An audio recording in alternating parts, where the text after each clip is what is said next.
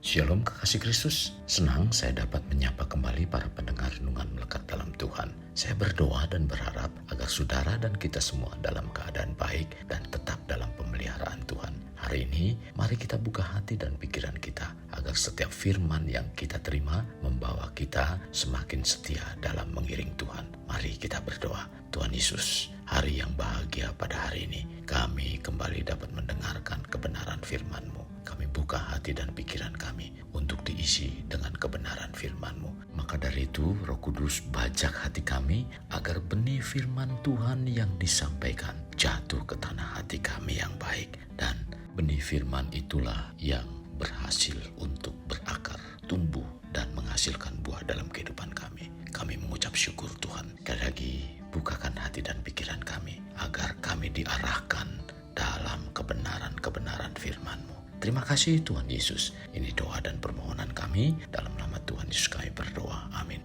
Berkat dalam Tuhan bertema, duduk di sebelah kanan Allah Bapa. Firman Tuhan terdapat dalam Ibrani 10 ayat 12, demikian firman-Nya. Tetapi ia setelah mempersembahkan hanya satu korban saja karena dosa, ia duduk untuk selama-lamanya di sebelah kanan Allah. Kekasih Kristus, Yesus berinkarnasi menjadi manusia dan menyelesaikan karya keselamatannya dengan mati dan hari ketiga bangkit dari kubur. Lalu pada hari ke-40 ia naik ke tahta Allah Bapa dan duduk di sebelah kanan Allah.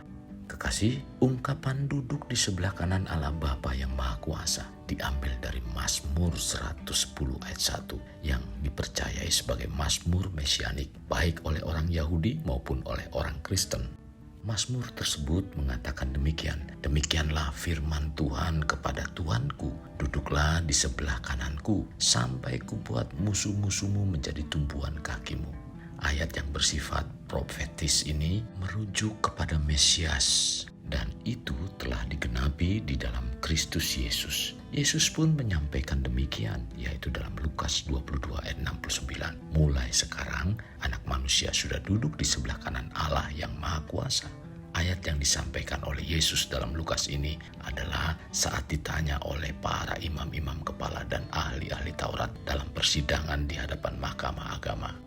Hal yang sama seperti dikatakan oleh Yesus. Stefanus menyampaikan perkataan tersebut di mana Stefanus melihat kemuliaan Yesus dan berdiri di sebelah kanan Allah sebelum Stefanus dilempari batu sampai mati.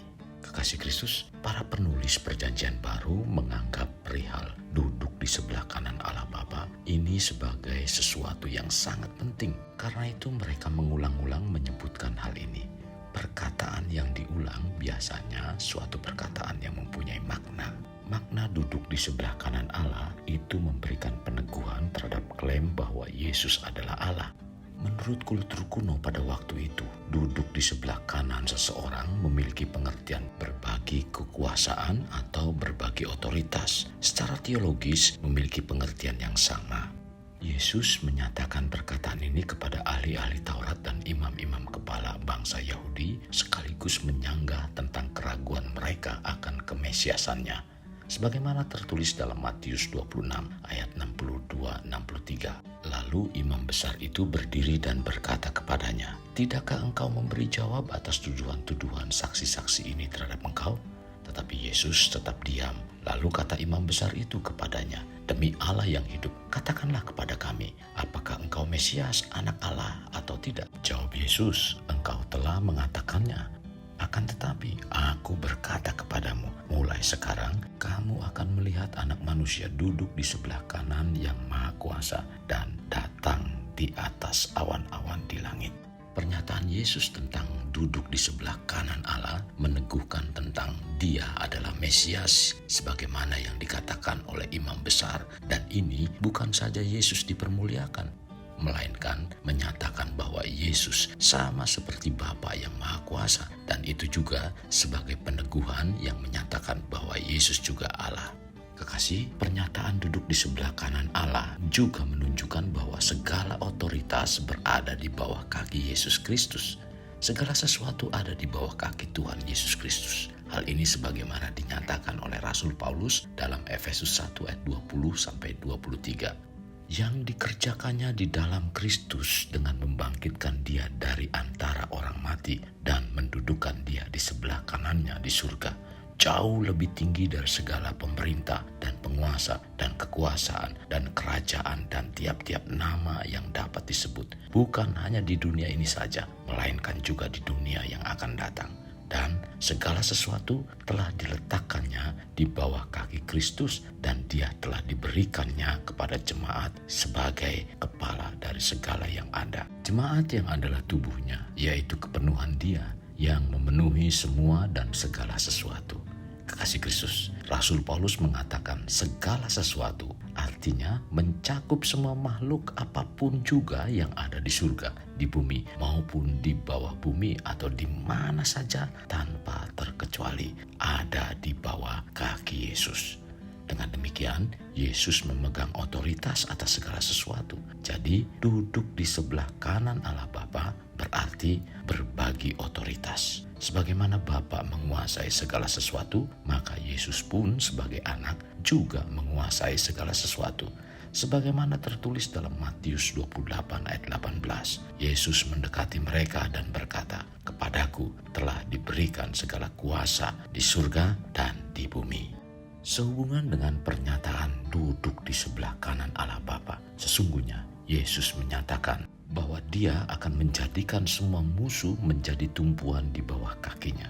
Perkataan ini sebagaimana dinyatakan dalam Mazmur 110 ayat 1, "Duduklah di sebelah kananku sampai kubuat musuh-musuhmu menjadi tumpuan kakimu." Demikian juga dalam Efesus 1 ayat 20-23 yang telah dibacakan di atas, serta dalam 1 Petrus 3 ayat 22, yang duduk di sebelah kanan Allah setelah ia naik ke sorga sesudah segala malaikat, kuasa, dan kekuatan ditaklukkan kepadanya. Ayat ini bukan saja berbicara berkenaan dengan posisi Kristus yang lebih tinggi daripada seluruh pemerintahan yang ada di dunia maupun di surga, tetapi juga berkenaan dengan kemenangan Kristus menaklukkan musuh dan penghinaan terhadap semua nama yang menghina nama Yesus Kristus. Ini adalah kebenaran Alkitab. Saudara percaya atau tidak, itu tidak akan mengubah kenyataan. Tetapi Alkitab jelas menyatakan bahwa Yesus mati di salib dan pada hari ketiga dia bangkit. Kemudian dia naik ke surga dan itu telah dinubuatkan dalam Alkitab. Jadi pernyataan Yesus duduk di sebelah kanan Allah artinya meneguhkan bahwa dia adalah Allah yang memiliki otoritas dan kuasa yang sama dengan Allah.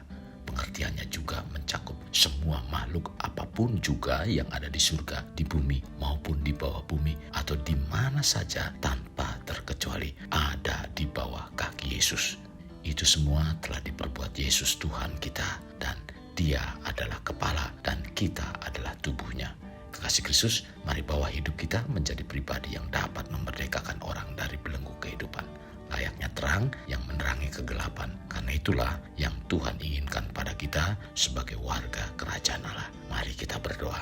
Tuhan Yesus, terima kasih buat firman yang telah memberikan satu pemahaman yang sangat luar biasa untuk iman percaya kami. Kami memiliki Tuhan yang berkuasa, Tuhan yang penuh otoritas, Tuhan yang sudah berkarya untuk kehidupan kami. Engkau duduk di sebelah kanan Allah Bapa karena Engkau membawa kehidupan kami, menjadikan kami orang-orang yang memiliki otoritas juga seperti apa yang telah Engkau perbuat untuk kehidupan kami. Bahkan dengan Engkau duduk di sebelah kanan Allah Bapa berarti Engkau adalah orang yang sama, memiliki kedudukan yang sama, yaitu bahwa Engkau juga adalah Tuhan.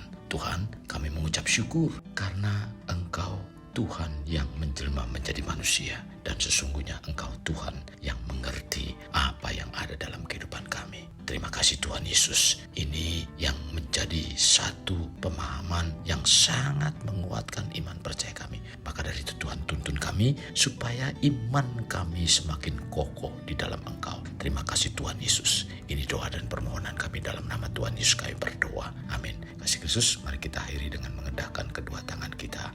Terimalah anugerah berkat dari Allah Bapa, kasih sayang daripada Yesus Kristus, dan persekutuan dengan Roh Kudus yang memberkati, melindungi, dan menyinari engkau dengan wajah-Nya serta memberi engkau kasih karunia di mana Tuhan menghadapkan wajahnya kepadamu dan memberi engkau damai sejahtera. Tuhan juga mencurahkan berkat secara rohani, berkat secara jasmani, dan berkat secara ekonomi, di mana berkat Abraham, berkat Ishak, berkat Yakub dicurahkan dan dilimpahkan dari saat sekarang sampai Maranatha tiba, dalam nama Tuhan Yesus. Amin. Sampai jumpa di renungan berikutnya. Tuhan Yesus memberkati. Jangan lupa like, share, dan subscribe.